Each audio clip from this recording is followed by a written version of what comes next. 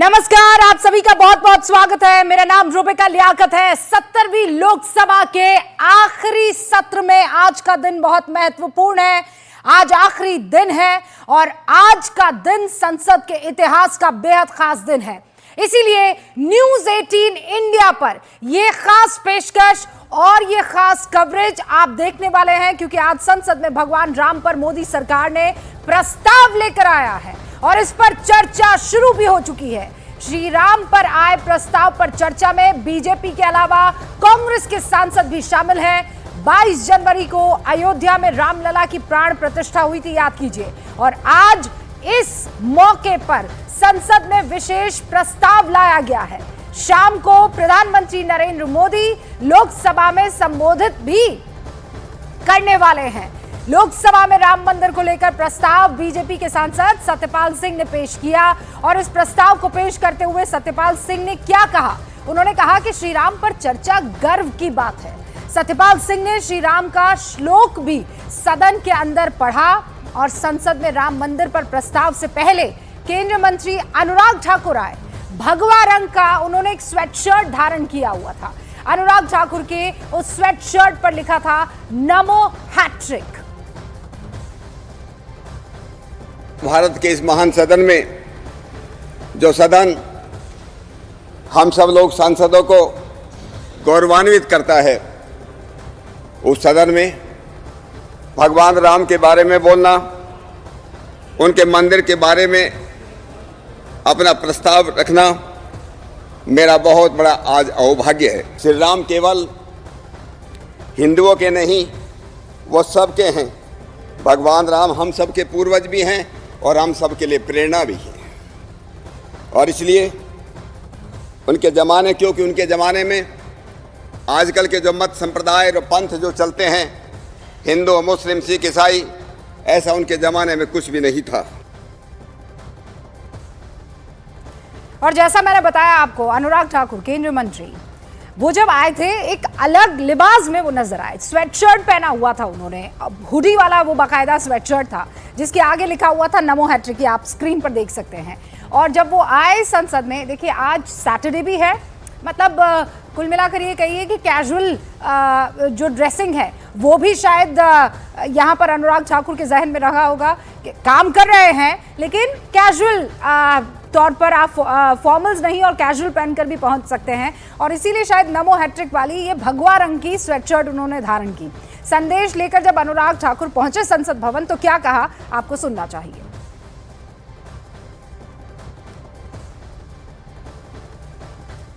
राम मंदिर तो हमारे लिए आस्था का केंद्र था भी है और सदा रहेगा भी।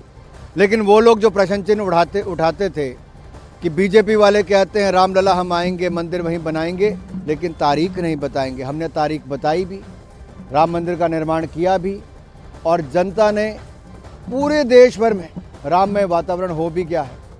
और ये नमो हैट्रिक यही बताती है कि आएंगे तो मोदी ही। और इसीलिए आज का दिन महत्वपूर्ण हो जाता है। देखिए, फ्रंट फुट पर खेलने के लिए भारतीय जनता पार्टी के तमाम सांसद इस वक्त नजर आ रहे हैं। सब अपने आप को गर्वान्वित महसूस कर रहे हैं और करवाने की पुरजोर कोशिश भी है अगर राजनीतिक तौर पर देखा जाए तो। लेकिन अब ये वो पिच तैयार कर दी गई है प्रधानमंत्री नरेंद्र मोदी और बीजेपी की तरफ से, जिस पर आकर हर विपक्षी सांसद को मजबूरी में ही सही लेकिन खेलना पड़ेगा। और इसीलिए आज संसद में सबकी नजर संसद पर संबोधन में एक एक सांसद की सबकी नजर है। लेकिन राम मंदिर पर संसद में इस चर्चा से तृणमूल कांग्रेस ने खुद को दूर कर लिया है। तृणमूल कांग्रेस, ममता बनर्जी जिस पार्टी की अध्यक्षा है, उन्होंने कहा है कि हमें यहां पर नहीं रहना है, दूरी बना ली है। टीएमसी ने कहा है कि वो राम मंदिर में प्रस्ताव पर चर्चा में भाग ही नहीं लेगी। यतीन्द्र मेरे सहयोगी इस वक्त हमारे साथ जुड़ चुके हैं, जरा उनका रुख करते हैं। यतीन्द्र, संडे का दिन है, रामलला पर चर्चा होने वाली है। ये वो पिच तैयार जो है बीजेपी की तरफ से हो गया है कि अगर आए तब भी सामने वाले की तरफ से चौके छक्के खाने को मिलेंगे और ना आए तब भी आपको हार की वो जो जिल्लत है वो महसूस करनी पड़ेगी इस पर्टिकुलर पॉइंट पर, इस पर्टिकुलर मुद्दे पर।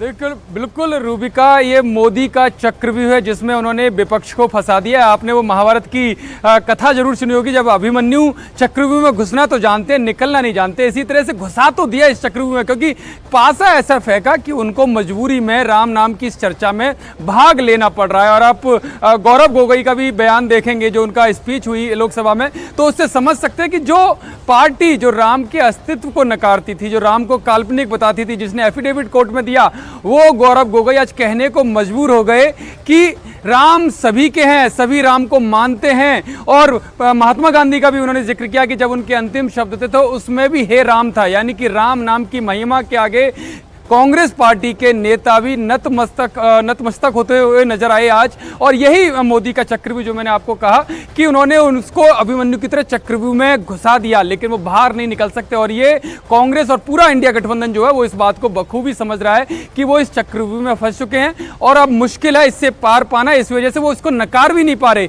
यानी कि जो निगलने और उगलने की जो कहानी है वो इस वक्त आज विपक्ष की लोकसभा हो या राज्यसभा हो उसमें देखने को मिल रही है। और उनके जो सांसद हैं वो बोल तो रहे हैं, लेकिन राम को नकारने की हिम्मत अब नहीं है, जो पहले यूपीए के शासन में वो देखने को मिली थी। अच्छा यतीन, न्यूज़ 18 इंडिया के दर्शकों को अगर आम भाषा में और आसान शब्दों में समझाने की कोशिश हो कि आज सदन में होगा क्या, इस प्रस्ताव पर चर्चा मतलब क्या, और चर्चा में क्या क्या बातें सामने आ सकती है, और प्रधानमंत्री नरेंद्र मोदी कितनी बजे संबोधित कर सकते हैं। 3 बहुत आसान सवाल हैं जो दर्शक न्यूज़ 18 इंडिया इस वक्त देख रहे हैं, वो आज क्या एक्सपेक्ट कर सकते हैं। देखिए, आज की जो चर्चा है, आज का जो धन्यवाद प्रस्ताव है वो सीधा सा है। वो 3 बड़े जो मैसेज देगा वो यही है कि इस भारत के मायने क्या हैं श्री राम के लिए, या श्री राम के मायने क्या हैं इस देश के लिए। जो प्रस्ताव का नाम है भारत और भारतीयता के प्रतीक श्री राम, यानी कि सीधा सा मैसेज है कि इस प्रस्ताव का कि भारत और भारतीयता के प्रतीक श्री राम, श्रेष्ठ भारत, एक भारत और श्रेष्ठ भारत के प्रतीक श्री राम, और भारत की संस्कृति के प्रतीक श्री राम। ये मैसेज साफ तौर पर दिया गया है कि इस भारत के लोगों के लिए अगर इस देश का मतलब है तो वो श्री राम है। श्री राम सबको एकता के सूत्र में पिरोने का काम करते हैं, इस देश को गौरव दिलाने का काम करते हैं। और यही काम आज प्रधानमंत्री मोदी के नेतृत्व में जो सरकार है वो इसी काम में, इसी दशा में और इसी दिशा में आगे बढ़ते हुए कर रही है। और जो सेशन में जो इस लास्ट के दिन जो लाया गया है, यानी कि ओवर की लास्ट बॉल पर छक्का मारने का, सिक्सर मारने का जो काम किया है, वो इसका सीधा सा मैसेज है कि जो आंकड़ा है वो इस बार जो 2024 का चुनाव होगा वो इससे ऊपर जाएगा। जहां तक आपने पूछा कि प्रधानमंत्री कब बोलेंगे, 2:30 बजे गृह मंत्री अमित शाह इसमें बोलेंगे और 3:30 बजे प्रधानमंत्री लोकसभा में एंट्री करेंगे और उसके बाद 5 से 10 मिनट के बाद उनका इस पर समापन भाषण होगा। और वो साफ तौर पर